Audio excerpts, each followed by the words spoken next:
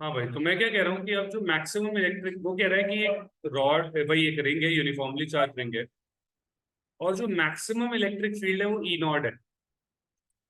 और बोला गया है कि जो मैग्नीट्यूड है वो E naught by two, magnitude electric field का ई नॉट बाई टू कितने जगह पे होगा। तो मुझे याद आता है सीधा सीधा कि अगर मेरे पास एक यूनिफॉर्मली चार्ज रिंग है, तो अगर मैं उसको पॉजिटिव रिंग मानूं तो मैं क्या उसकी इलेक्ट्रिक फील्ड को इस तरीके से बता सकता हूँ, हाँ क्या ना? इसमें कोई डाउट? अच्छा, ये जो है वो मैक्सिमम ई नॉट, और ये भी क्या हो जाएगा, ई नॉट। अब ई नॉट बाई टू कहाँ पे होगा? मैग्नीट्यूड वाइज यहां पर भी होगा, और ये ग्राफ को कितनी बार काट रहा है? 4 बार। जब 4 बार काट रहा है तो इसका मतलब आंसर क्या हो जाएगा? खत्म। अब बस ग्राफ पता होना चाहिए था, ये समझ में आना चाहिए था उसका मतलब क्या होता है, आंसर आ जाता। तो हम क्या कहेंगे, अब इसमें लिखो, maximum electric field E not, maximum electric field E not, maximum electric field E naught will be there for 2 points. Will be there for 2 points. Will be there for 2 points. Electric field will be 0 for 3 points.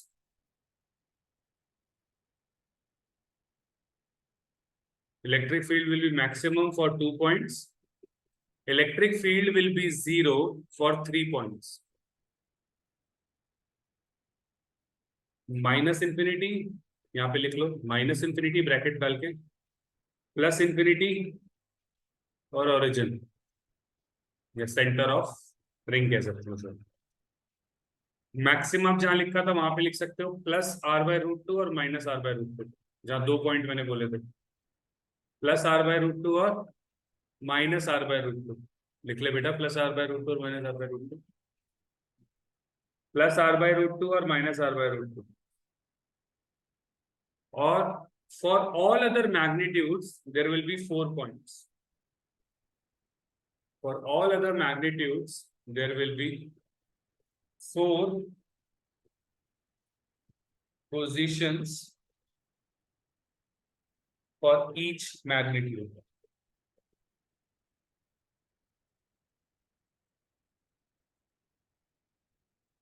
Between 0 to E naught. ये बात समझ में आई है नहीं? कि 0 से E not, 0 के 3, E नॉट के 2, और 0 से E नॉट के बीच के जितने भी पॉइंट हो सकते हैं उन सबके लिए कितने? 4। 2 पॉजिटिव और 2। कोई डाउट इसमें तो बताओ, पक्का क्लैरिटी है? बोलो।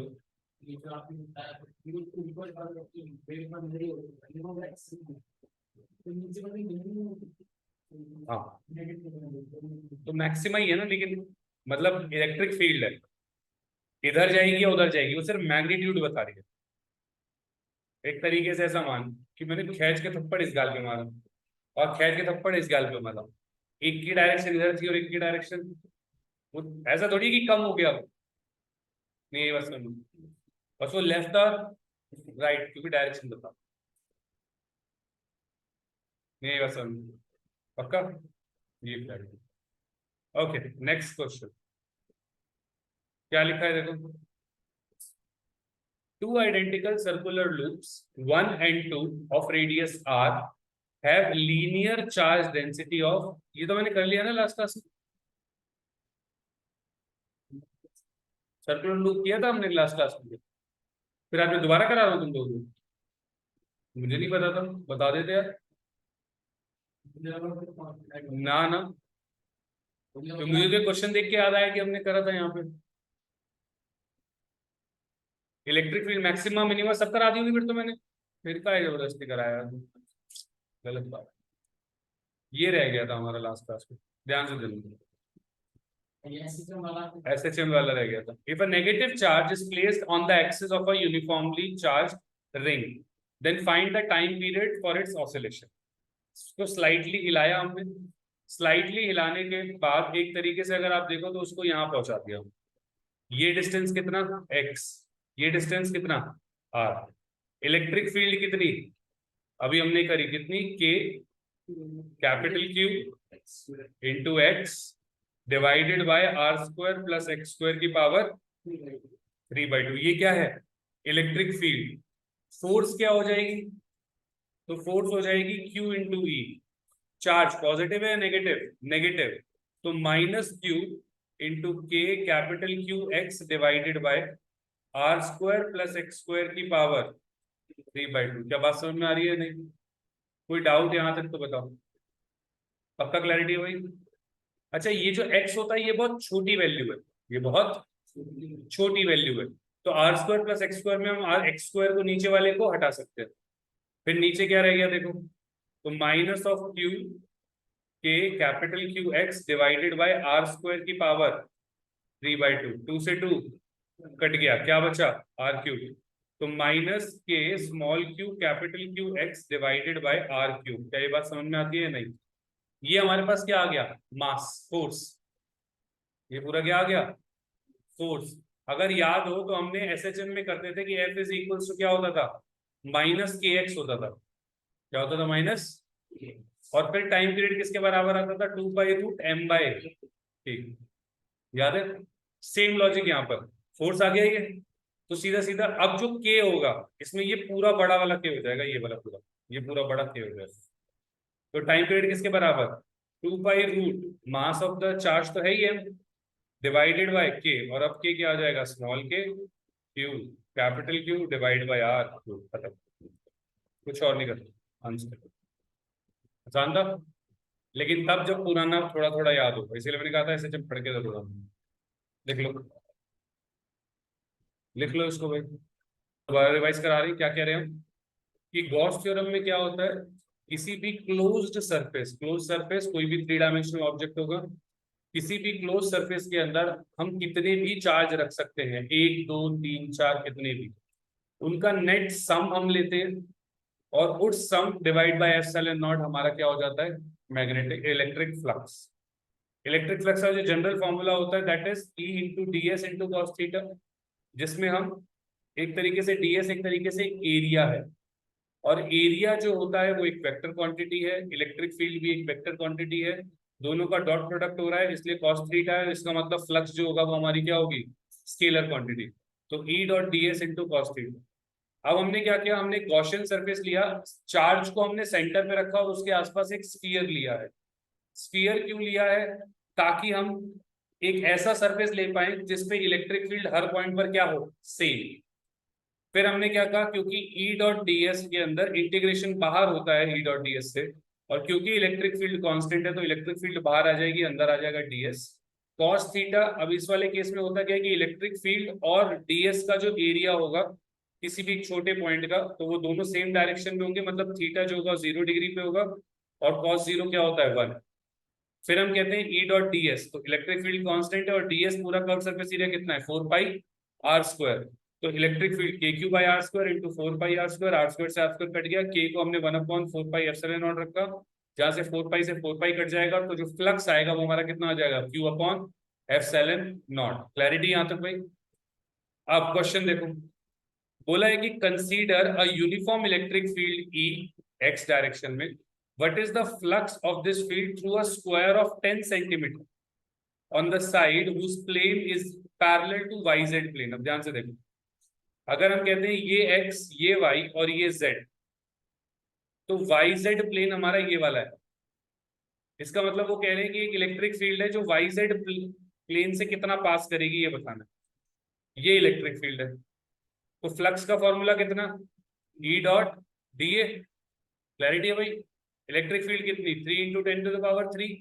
अच्छा ये आई कैप में है और ये पूरा किसमें है जे कैप में, तो जे कैप में है तो पूरा एरिया कितना हो जाएगा 10 सेंटीमीटर है, तो 10 इंटू 10, लेकिन सेंटीमीटर में है तो 100 मल्टीप्लाइड बाय 100, क्योंकि एरिया मीटर स्क्वायर में कन्वर्ट करना पड़ेगा। अच्छा दोनों में एंगल कितना, तो ध्यान से देखो ये कुछ ऐसा है कि मैंने हमेशा क्या बोला है, जिस डायरेक्शन में भी तुम बैठे हो उसका लेफ्ट हैंड साइड का कॉर्नर पकड़ लिया करो, लेफ्ट हैंड साइड का कॉर्नर वो हो गया आपका। अब उस कॉर्नर से एक्स डायरेक्शन इधर, वाई इधर और जेड इधर, तो एक्स एक्सिस इधर, मतलब इधर से बहुत सारे तीर आ रहे हैं तुम्हारी, क्या बात समझ में आ रही है? अब ये तीर एक तरीके से इलेक्ट्रिक फील्ड है और वाई जेड में प्लेन है, वाई कौन सा ऊपर और जेड कौन सा, ये मतलब ये वाली दीवार होगी। अब सोच के देखो, यहां से सीधे सीधे तीर आ रहे हैं, क्या वो सीधे सीधे इसमें जाएंगे?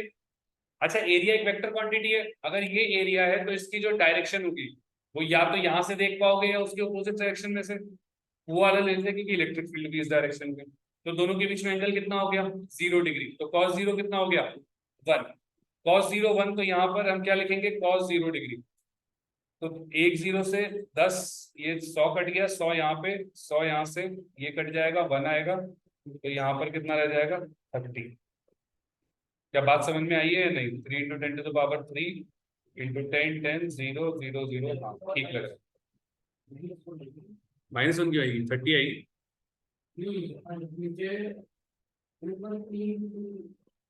इलेक्ट्रिक फील्ड है 3, एरिया हमारा 10, 10 का स्क्वायर 100, 100 का भी नीचे 10⁴ आएगी, 2 0 से 2 0 कटेंगे, 30 आ जाएगी।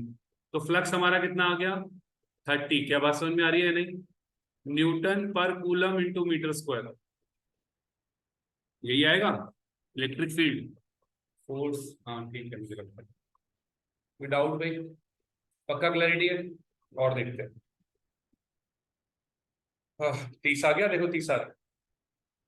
अच्छा अगला पार्ट देखो, सेकंड पार्ट क्या कहता है? What is the flux through the same square if the normal to its plane make 60 degree with respect to x axis.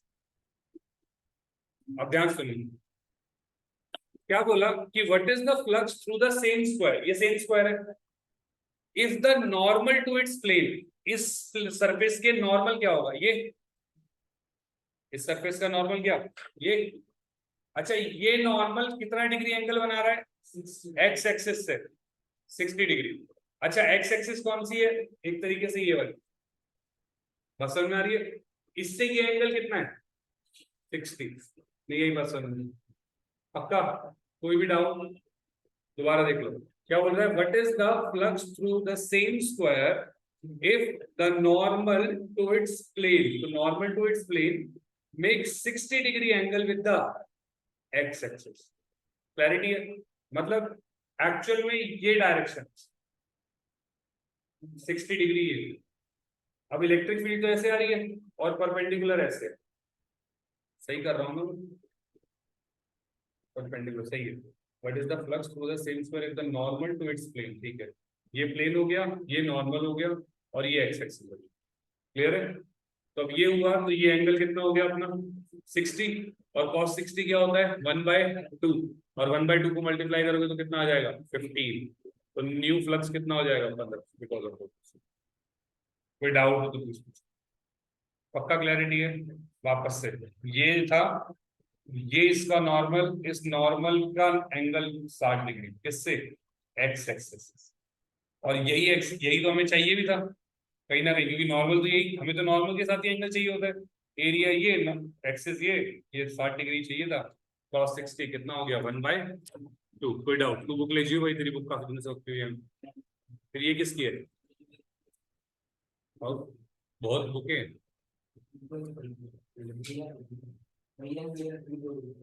अच्छा,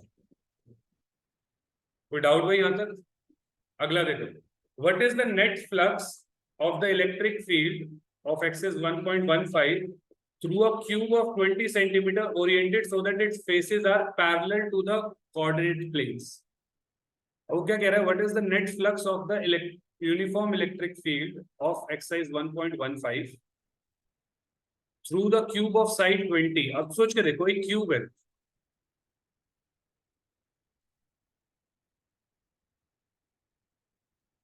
अब एक चीज सोचो भाई, ये एक्स होगा, ऊपर वाला वाई, और ये वाला इलेक्ट्रिक फील्ड कांस्टेंट है या वेरिंग है?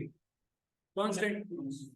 अच्छा, अगर मैं एरिया वेक्टर की बात करूं भाई, इलेक्ट्रिक फील्ड अंदर भी घुसेगी और बाहर भी निकलेगी, अंदर भी आएगी। और जब हम नेट फ्लक्स की बात करते हैं बेटा, तो वो हमेशा होता है फाई आउट माइनस फाई इन। फाई आउट माइनस फाई, कितना अंदर गया, कितना बाहर गया, कितना बाहर गया माइनस कितना अंदर गया। अब क्योंकि ये क्यूब है, तो सोच के देखो, अब यहाँ से तीर आ रहे हैं पैरेलल, जब यहाँ से तीर आ रहे हैं तो सोच के देखो, ऊपर वाले सरफेस से निकलना पॉसिबल, नीचे वाले से निकलना पॉसिबल, उस वाले से निकलना पॉसिबल, और उस वाले से निकलना पॉसिबल। तो चार सरफेस से तो निकल ही नहीं, सिर्फ दो सरफेस बचे, एक से अंदर आएगा और एक से। अच्छा सोच के देखो, वैसे तो सीधा सीधा है, जितने अंदर आएगा क्या उतना ही, क्योंकि इलेक्ट्रिक यूनिफॉर्म इलेक्ट्रिक फील्ड है, तो आंसर क्या आ जाएगा, जीरो। अब क्यों जीरो आएगा वो ध्यान सुनना, जब वो यहां से आ रहा था, जब हम क्लोज सरफेस लेते हैं तो जो उस क्लोज सरफेस का सेंटर होता है उससे दूर होता है हमेशा, जो नॉर्मल होता है एक तरीके से। तो जैसे इस वाला सरफेस है, ये दीवार है, इसका सरफेस किस तरफ होगा, उस तरफ बाहर, इस वाला सरफेस किस तरफ होगा, इस तरफ बाहर। क्या ये बात सबको समझ में आती है? जैसे अब अगर मैं ये वाला सरफेस लूं तो इसका जो एरिया होगा वो इस डायरेक्शन में, जबकि इलेक्ट्रिक फील्ड किधर है, इस डायरेक्शन में। इस वाले का जो एरिया होगा वो इस डायरेक्शन में होगा, डायरेक्शन कह रहा हूँ एरिया की, और इलेक्ट्रिक फील्ड तो इस डायरेक्शन में है ही। ध्यान से देखो, इन दोनों के बीच में कितना एंगल है, जीरो, जबकि इन दोनों में कितना एंगल है, 180 डिग्री। एक में जीरो है और दूसरे में, जिसमें जीरो है तो कॉस जीरो क्या होगा, +1, और कॉस 180 क्या होगा। मतलब जब हम फाई इन लिखते हैं तो वो नेगेटिव आता है, और फाई आउट क्या आएगा, पॉजिटिव। नहीं यही बात समझ में, पक्का, कोई डाउट? तो जो फाई इन आएगा वो इसमें आएगा -(E(a)², और जो फाई आउट आएगा वो क्या आएगा, +(E(a)²। हेंस नेट फ्लक्स कितना हो जाएगा, E(a)² - E(a)²। आंसर कितना, 0। क्लैरिटी या नहीं, ये दोनों सवाल लिख लो, ये चलो बाद में कर लेना, कर लोगे साथ में, मैं आगे करा देता हूँ। ध्यान से देखो, careful measurement of electric field at a surface of a black box indicates that the net outward flux through the surface is 8 × 10⁻³ Newton metre square पर कूलम। ये क्या है, नेट फ्लक्स है किसी भी जगह से बाहर निकलता हुआ। क्लैरिटी यहाँ तक? उसने पूछा कि इस बॉक्स के अंदर कितना चार्ज होगा। सिंपल सी बात है भाई, फ्लक्स किसके बराबर होता है, Q/ε0, 8 × 10⁻³ × Q/ε0। Q is equals to 8 × 10⁻³ into ε0 की वैल्यू कितनी, 8.85, 12 -12।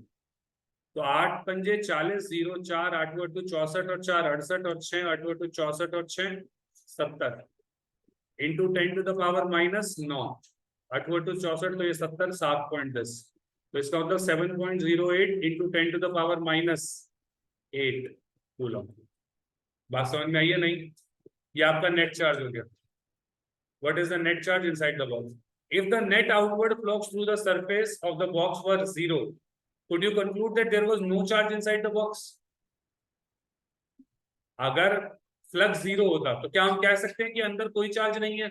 नहीं, हम बोलेंगे कि वहां पे नेट चार्ज 0 है। क्या बोलेंगे? नेट चार्ज 0 मतलब एक प्रोटॉन होगा तो साथ में नहीं क्या हो जाएगा, तो चार्ज 0 नहीं है, नेट चार्ज 0। नहीं आई बात समझ में? नहीं आई? पक्का? ये ध्यान रखना है, यही चीजें पूछी जाएगी पेपरों में, बाद में मत कहना, ये ध्यान रखो बिल्कुल एकदम। बहुत बढ़िया, ध्यान सुनो। अब आता है ये वाला सवाल। अब जैसे मान लो कि पंखे के बिल्कुल नीचे सेंटर पे एक मास रखा है, बिल्कुल पंखे मतलब उस वाली छत और नीचे वाली जमीन के बिल्कुल बीच में एक सेंटर पे मास रखा हुआ, मास नहीं चार्ज रखा हुआ। अब ये चार्ज क्या इलेक्ट्रिक फील्ड देगा, सारी डायरेक्शन में देगा, क्योंकि क्यूब है तो हर डायरेक्शन से सब इक्वल जाएगा, हाँ के ना, इसमें कोई डाउट है? पक्का? अब क्योंकि हर साइड से इक्वल जाएगा, कितनी साइडें होती हैं, मतलब कितने सरफेस होते हैं, कितने फेस होते हैं क्यूब के, 6। तो नेट फ्लक्स कितना हो जाएगा, हर एक में से अगर इक्वल जाएगा तो Q/ε0 होता है, तो Q/6/6ε। क्लैरिटी है नहीं? तो इसका आंसर क्या आ जाएगा आपका, what is the magnitude of electric flux through the square, तो Q/6/0। 10 की भी जरूरत नहीं है, 5 की भी जरूरत नहीं बस। कोई डाउट? पक्का क्लैरिटी है भाई? अच्छा, इसको ना कभी कभार सॉल्व करने का सबसे अच्छा तरीका क्या होता है, जैसे चार्ज दे रखा है तो 10 माइक्रोकूलम तो तुम्हें दे ही दिया, -6। अब क्या करो, ε0 को 4 से मल्टीप्लाई करो और 4 पाई से डिवाइड कर दो, 4 पाई से मल्टीप्लाई 4 पाई से जब तुम 4 पाई से डिवाइड करोगे तो नीचे आ जाएगा 4 पाई एप्सिलॉन नॉट, और उसकी वैल्यू क्या होती है 9 इंटू 10 की पावर 9, और मल्टीप्लाई तो है ही किससे 4 पाई से डिवाइडेड बाई 6। क्या बात समझ में आ रही है? ये थोड़ा आसान हो जाता है सॉल्व करना। देखो पाई से करोगे तो 3 के आसपास होगा, यही तो होती है, यही होती है 1/4 पाई एप्सिलॉन नॉट की वैल्यू होती है बेटा 9 इंटू 10 की पावर 9। एप्सिलॉन नॉट की वैल्यू होती है 8.85 इंटू 10 की पावर -12। तो यहाँ पे क्या कह रहा हूँ, पाई अप्रोक्सीमेटली हमें ये 2 से 2 काट दो, ये 3 आ जाएगा, 3 को इसको काटोगे तो 1.05 आ जाएगा, ये 2.1 आएगा, तो 2.1 into 9 into 10 to the power 6 से जाएगा तो 10 की पावर 3 आ जाएगा, 3 और 1 4 आ जाएगा, 9 एकम 9, 9 दूनी 18, 1.89 इंटू 10 की पावर 5। बात समझ में आ रही है नहीं? ये हमारा एक तरीके से क्या कहेंगे, नेट फ्लक्स होगा। कोई डाउट है? पक्का क्लैरिटी है? ओके 2.25 देखो 1.89 आ रहा है ना मेरा, यहाँ पे देखो 2.2 है, लगभग लगभग सेम है। बाकी कैलकुलेट मैंने थोड़ा अप्रोक्सीमेट किया शायद इस वजह से। क्लियर है भाई? ऐसे इतना अप्रोक्सीमेट किया नहीं है, आना तो सेम चाहिए था, लेकिन चलो कोई बात नहीं। क्लैरिटी है? अच्छा यहाँ ऊपर वाला देखो, नीचे वाला तो एक्जैक्टली सेम है। 7 माइक्रोकूलम आ रहा है यहाँ पे, 0.07 माइक्रोकूलम। माइक्रोकूलम होता है 10 की और -6, इधर ही जाएगा तो 0.07 ही आएगा, तो बिल्कुल ठीक है। क्लैरिटी भाई? ओके क्या कह रहे हैं हम और देखते हैं। बोला गया कि एक point charge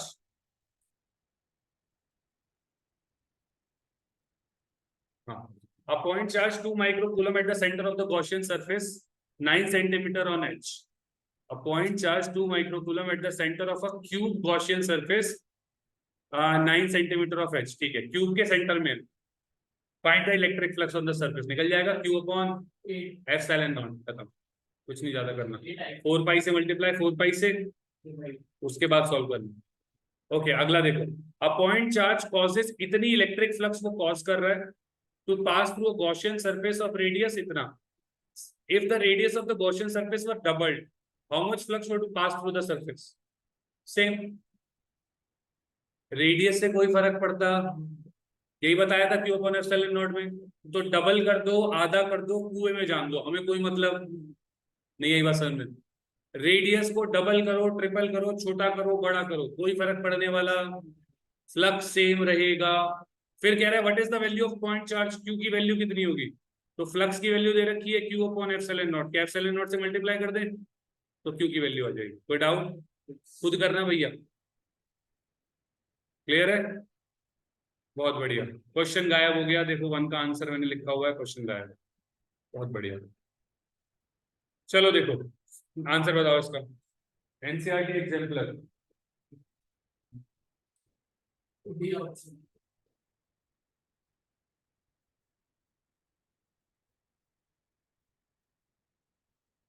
D okay.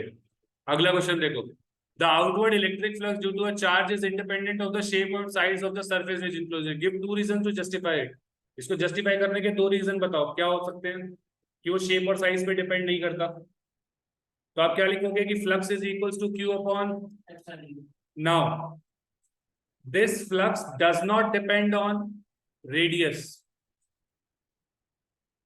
either radius is r, either radius is 2r, it does not matter। क्या ये बात सबको समझ में आ रही है? पहला पॉइंट हो गया, पहले फॉर्मूला लिखना फिर ये लिखना। Second, shape of the close surface is does not matter, whether it is a cube or a cuboid or a square, sorry, or a sphere। ठीक है, it does not matter, the flux will be q upon epsilon naught। Clarity है नहीं? तो shape पे बता दिया हमने और साइज पे बता दिया। साइज पे हमने रेडियस बता दिया अभी, और शेप मैंने अभी क्यूब और क्यूबॉइड और स्फीयर बोल दिया। बात समझ में आ रही है क्या? कोई भी डाउट? ये एनसीईआरटी मतलब ये सवाल है सीधे सीधे तो पूछे जाते हैं। अगला देखें, define electric flux. Electric flux क्या होता है? It is the electric field lines that are passing through an area. Clarity? तो electric field lines, flux is electric field lines passing through a unit area. Electric field lines passing through a unit area. Unit area मतलब यहाँ 1 लिख दिया मैंने, तो ये तुम्हारा क्या हो गया? फ्लक्स। कोई डाउट है? पक्का क्लैरिटी? आगे देखें, A spherical rubber balloon charge carries a charge which is uniformly distributed on its surface. एक स्फीयर लिया हमने जो पॉजिटिवली चार्ज है पूरा ऐसे. As the balloon is blown up and size is increased, size बढ़ा दिया भैया मैंने, बड़ा हो गया size. How does the electric flux coming out of the surface changes? Give reason. कैसे चेंज होगी? कैसे भी नहीं, कांस्टेंट रहनी है. क्यों? क्योंकि फ्लक्स तो साइज के ऊपर डिपेंड. अब बताओ, एक ही चीज है वो बार बार पूछे जा रहे हैं क्योंकि उसमें है ही नहीं कुछ. If I tell you very frankly, वो है ही क्यू अपॉन एप्सिलॉन नॉट. 2016 जो बच्चे फेल हुए थे उनके लिए पेपर आया था 2016 में, उसमें पूछा गया. क्लैरिटी यहाँ तक या नहीं भाई? और देखते हैं. हाँ भाई होते हैं, बिल्कुल होते हैं. तुम्हें क्या लगा?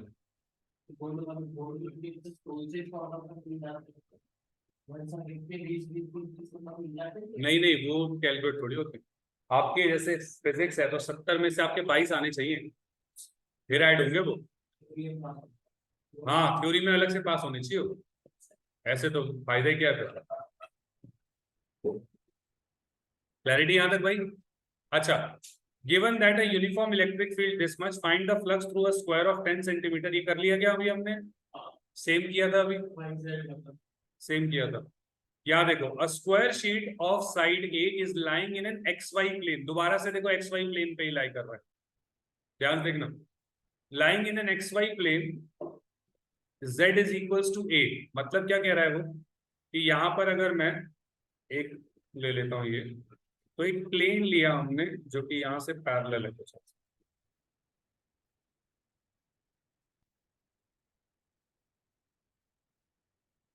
अरे भाई क्या कह रहे हो, कि यहाँ पे हमने एक प्लेन ले लिया जी.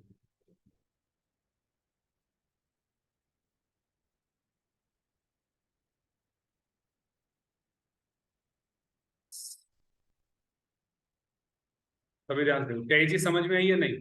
अ square sheet of side a, तो इस शीट की जो साइड है वो कितनी है? A. A square of sheet side a is lying on an x y plane. अरे नहीं भाई, एक्स वाई प्लेन में है. एक्स वाई प्लेन कौन सा होगा भाई? एक्स और वाई, ये वाला प्लेन होगा, ये वाला नहीं होगा, बट गलत बना रहा था. ध्यान से देखो, एक्स वाई प्लेन होगा हमारा ये वाला. ये बात समझ में आ रही है नहीं? ये एक्स वाई प्लेन. अब उसमें भी वो कुछ दूरी पर है, ऐसा नहीं है कि साथ साथ है, कुछ दूरी पर है. तो हम क्या कह रहे हैं कि कितनी दूरी पर? यहाँ पे इसको रख दिया और यहाँ पर इसको नीचे कर दिया. ये सभी को बात समझ में आई है नहीं? अच्छा देखो, इलेक्ट्रिक फील्ड कितनी निकल रही है? सी जेड स्क्वायर. मतलब यहाँ से कुछ ऐसे इलेक्ट्रिक फील्ड निकल रही है के डायरेक्शन में. क्लैरिटी है या नहीं? अच्छा, एक चीज और देखो कि जो इलेक्ट्रिक फील्ड है वो सी जेड स्क्वायर है, मतलब जेड चेंज हो रहा है. क्लैरिटी है साइड के साथ? वैसे उन्होंने दे रखा है कि ये डिस्टेंस कितना है ए, और ये साइड भी कितनी है ए. अब एरिया ये वाला कितना हो जाएगा? ए स्क्वायर. अच्छा, इलेक्ट्रिक फील्ड यहाँ पे सी जेड स्क्वायर है, तो सी जेड स्क्वायर उस पर्टिकुलर पॉइंट के लिए तो कांस्टेंट है पूरे सरफेस के लिए. तो फ्लक्स कितना हो जाएगा? सीधा सीधा E dot A into cos theta two cos zero, तो 1 हो गया. एरिया कितना हो गया? ए स्क्वायर.